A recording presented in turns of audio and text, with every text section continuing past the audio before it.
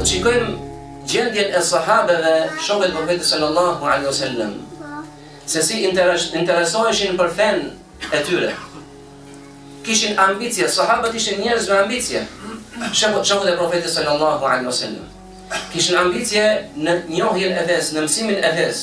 E pyesin Profetin sallallahu alaihi wasallam, vjen dikush te Profeti sallallahu alaihi wasallam dhe i thot: "O i dërguar Allahut, më trego, më oriento për një punë e cila më fut në xhennet."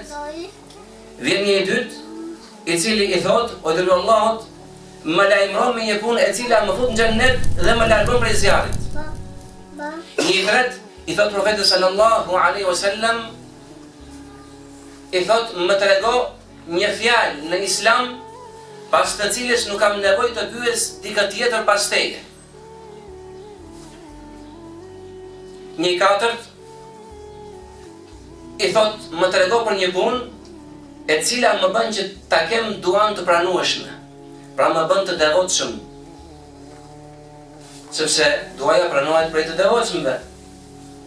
Pra shikoni se si sahabët radiallahu anhum ishin njerëz të cilët interesoheshin, njerëz të cilët pyesnin për fen.